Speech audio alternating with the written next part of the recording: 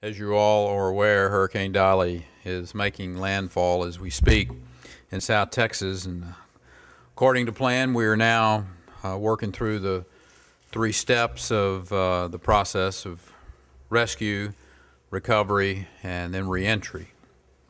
Even though the technology enables us to predict with a fair amount of accuracy the appropriate or approximate path and intensity, these hurricanes can be highly unpredictable.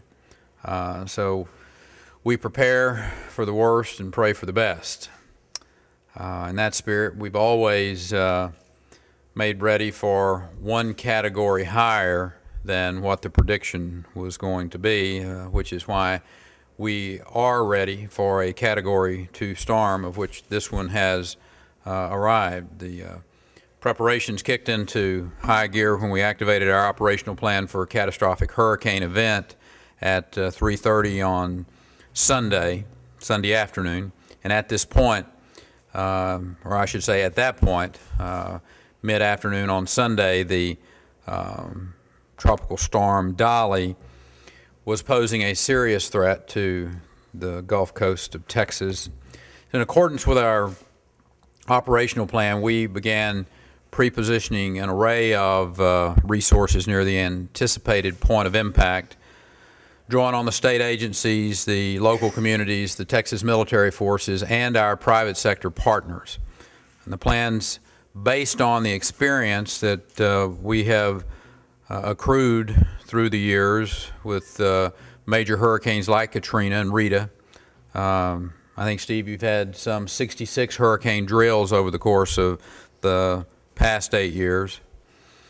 And this is Texas, and our approach is to lean into these problems, to stage the necessary personnel, the equipment, the resources, so that they can move into those affected areas as quickly and as efficiently as possible. These resources include the efforts of some 53 private sector partners who have pre-positioned ice and food and water, and our fuel teams that have ensured adequate supplies of gasoline for our citizens, whether they chose to evacuate or ride out this storm. This proactive approach sets us up to be able to move into the rescue stage as smoothly as possible. And as we speak, there are search and rescue teams from Texas Task Force 1 in the affected area ready to assist any people who find themselves in peril. They'll operate from the air and the land and the water with 6 helicopters and 50 high-profile vehicles from the Texas military forces, nearly 50 boats from the Texas Parks and Wildlife Service. As the rescue stage proceeds, it'll overlap with the reentry phase as our pre-positioned teams arrive to restore power, to conduct health and safety inspections, to provide the needed supplies like ice and water and food. We're also supporting 17 local shelters, which are set up in places like schools and churches. Already we have, I believe, a little over 2,800 people in those shelters. And as this effort unfolds, we'll continue to obviously keep a very close eye on the weather. Experience tells us that it's the high winds and the flooding encountered at the point of impact that are typically great considerations, along with the tornadic activity that can occur with this type of storm movement. We're also monitoring the levees in the Rio Grande Valley to make sure that they withstand the loading from the floodwaters. The reentry phase then transitions into the recovery phase. That's as our teams focus on helping those citizens return to their homes, their businesses, to assess the damage, begin the process of returning their lives to normal as soon as possible.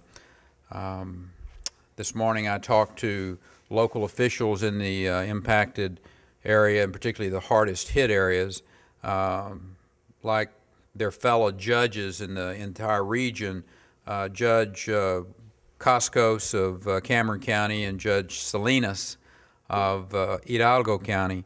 They're working very closely with our Division of Emergency Management to guide their counties through this process.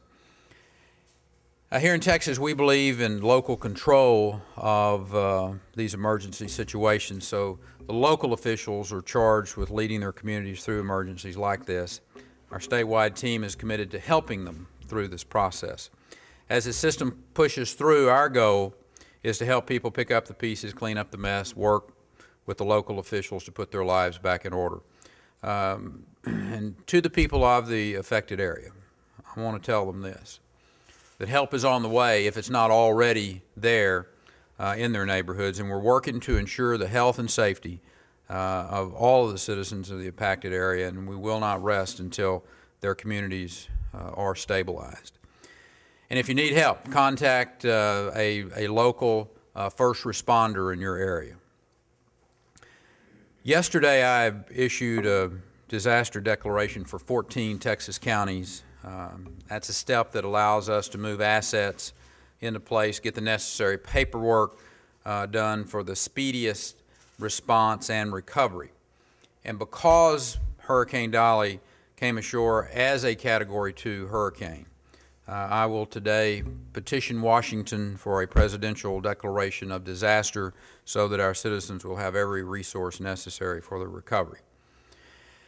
As we always do in the toughest of times, we see Texans being Texans, helping their neighbors, putting their needs above their own, heading into the breach of these storms. And I'm very proud of the way that both everyday Texans are performing their duties. They're working with their neighbors. They're making a real impact. And I want to say to Steve and the folks of the emergency management section, again, well done in showing the country how to deal with these emergencies. So with that, yeah, I'm proud to be a Texan, and we're doing it the Texas way, and very proud of the people who are performing.